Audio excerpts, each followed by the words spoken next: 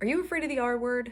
Many people, when they hear the word, they cringe, try to change the subject, or just avoid it completely. But instead of being afraid of the word, try to understand it and fully embrace it for what it actually is. In this video, I'm going to be teaching you the true meaning of the word responsibility and how you can use it to take control of your life. Before we get started, make sure you hit that like button, subscribe, and consider becoming a Patreon. The link is down below. Think about the word responsibility. It's making decisions based on a conscious choice rather than conditions or feelings. I'll say it another way. It's your ability to respond to a situation using reason instead of emotion. Many people make decisions or even respond to something based on how they feel in the moment. For example, if you're going to tell yourself that you're going to start eating healthy, but you just received a negative text message from your spouse, are you more likely to reach for the cookies or that salad that you know is very good for you? There will always be a stimulus that prompts a response. But you have the freedom to choose how you respond. You have to make a conscious effort to do so in order to gain control of your life.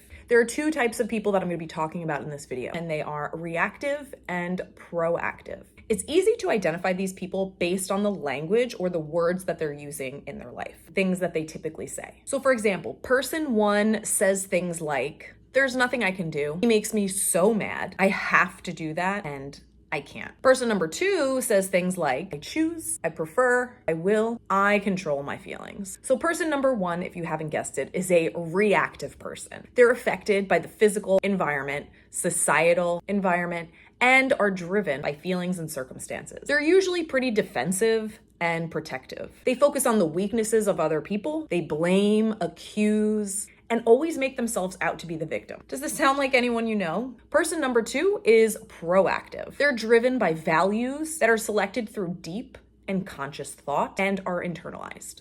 They can be influenced by external factors and stimuli, but their response is more value-based. They do not respond based on their emotions or their mood. They focus on things that they can do something about. I think it's pretty obvious that being proactive is the goal. But how do we be proactive? Before we get into that, I'd like to talk about something that I mentioned earlier, which is my Patreon. If you're someone that loves learning about how to be healthier, to be more positive, to live an overall more fulfilling and purposeful life, then becoming a Patreon to my channel will help you do just that. I have 3 different levels that will give you access to exclusive videos, and the top 2 levels will not only give you those videos, but give you access to coaching with me and other fun perks as well. So check out my Patreon page and see what level is right for you. There's a link down below, or you can just go to patreon.com/learningwithlaw. Okay, let's think about the problems that we have in our everyday lives. We can break them down into 3 different categories. The first one is direct control, which is problems that we have with our own behavior.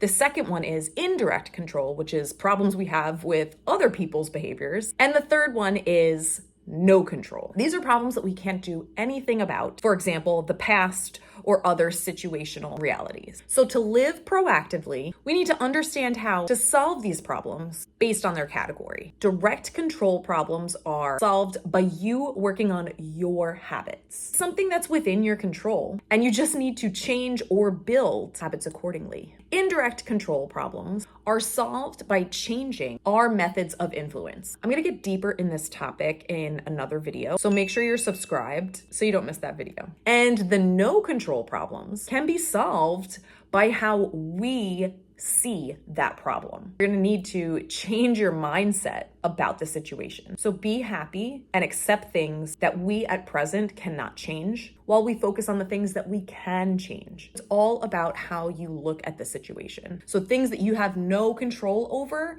you actually have control of your perception of that situation. And it's okay if it's something that's not ideal. You don't have to be extremely happy, like, yay, this horrible thing is happening right now, but change the way that you're looking at it, look at it from a different perspective, and that will really help you to gain control of your life. Stephen Covey says in his book, The 7 Habits of Highly Effective People, we are responsible to control our lives and to powerfully influence our circumstances by working on our being. So what does that mean?